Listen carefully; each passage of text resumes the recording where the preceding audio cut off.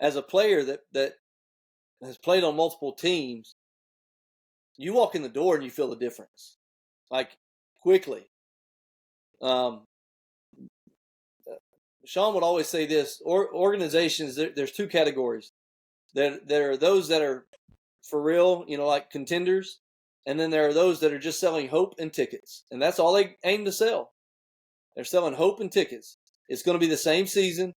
It's going to be 7-9, or 8-8, or 7-10, or 8-9, or whatever. It's the same story every year. It'll be a revolving door of GMs. It'll be the owner will own it for 10 years and then sell. It's just there's a dysfunction with more than a handful of organizations in the NFL that just can't seem to get out of their own way. And I played for at least one of those. And he's right, and you kind of heard that. I mean, I remember hearing from other players when I was a rookie, and again, happy to be drafted, thinking that I was going to turn the thing around when I got a chance to start and all this other stuff. But hearing from other guys that had come from other places, going, man, this place is like, they do some stuff that's not kind of up to par. I was like, really? This isn't how the rest of the NFL is? Yeah. Oh no. And so after my first year, I get traded to Tampa, who, by the way, had the worst facilities in the NFL when I got down there. Our practice facility was literally about 300 yards off of Tampa International's blacktop airstrip. Like, our crowd noise when we practiced was jets and planes taking off. And we had, our meeting rooms were portable buildings, and yet they just won a Super Bowl, like in 2002. So when I got there in 2005, I was like, wow, this is okay. So the facilities aren't it. It's the people. It's the coaches. It's the GM. It's the owners that make this thing go round.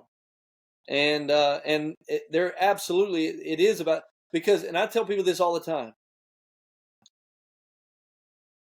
Speaking of quarterbacks, and I may be 64 out of this number, but there's about 7 or 8 quarterbacks out of 64, right? Out of the 2 deep, the starter and the backup, out of the top 64 in the world, right? There's about 7 or 8 that have something astoundingly different: poise, athleticism, arm strength, mental capacity, and processing, right? They've got something different than the rest of us.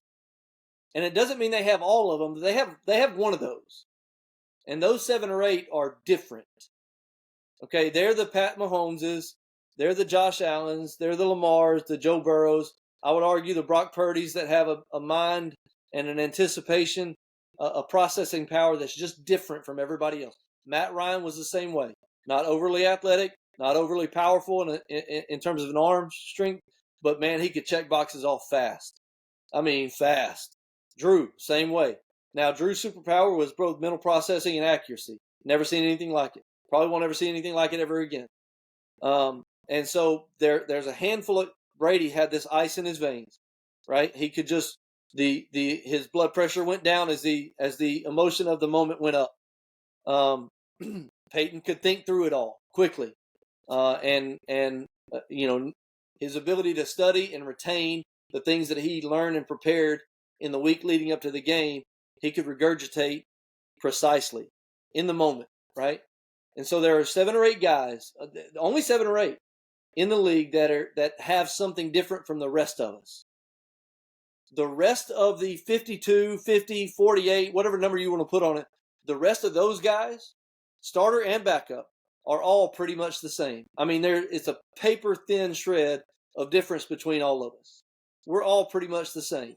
We're all pretty much the same in our ability to throw. We're all pretty much the same in our ability to run an offense. We're all pretty much the same in our athleticism. We're all pretty much the same just in our overall capabilities of winning a football game. The difference is, who do we play for and what opportunities do you get?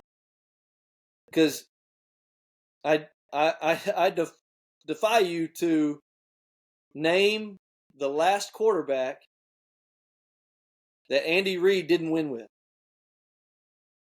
Go back, find one. Tell me who it was. Because I can go back to Ty Detmer, Vince Young, Kevin Cobb, Michael Vick, okay, Pat Mahomes. I mean, Chad Henne. I mean, all these guys. Like, name one that didn't play well and win games. And you can't say, well, yeah, but look at the All-Star receiving corps. Name me those guys, right? There's an element of, man, the situation, the coach, the environment, the circumstances matter big time.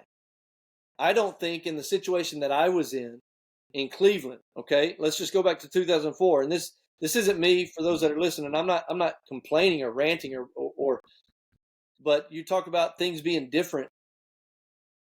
Butch Davis resigns the week before we go play, okay, the New England Patriots. My first start was against the New England Patriots after they had won their 21st in a row game on their way to a second consecutive Super Bowl, 2 out of 3. My right guard that started in that game was a practice squad, not active roster, practice squad defensive lineman for the Baltimore Ravens the week before. Had never played offensive line ever. He was a defensive lineman practice squad. And they brought him in and he started at offensive right guard against, okay, let's see, I guess, was it Ty Warren? And like that defensive line, right? There was Vrabel on one side. There was Richard Seymour. There was like that defensive line. We had 22 players on injured reserve. 11 of those were starters. So I can't remember but some fraction of half the offense and half the defense were on injured reserve. And our head coach just resigned the week before we go play the Super Bowl champs. So the opportunities matter. The environment matters greatly. And so it is. It's easy to point to the player and go, well, he wasn't very good or whatever. Yeah, maybe so. But maybe that's also why, if you look at first-round quarterbacks, the guys that get drafted in the middle part of the first round or even the later part of the first round have more early success and tend to have better long-term careers than guys that were drafted 1, 2, or like within the top 10, right? Because you've probably got a better team that you're going to, probably a better situation that you're getting drafted to, and it lends itself to, kind of a springboard to a little bit better career, at least early.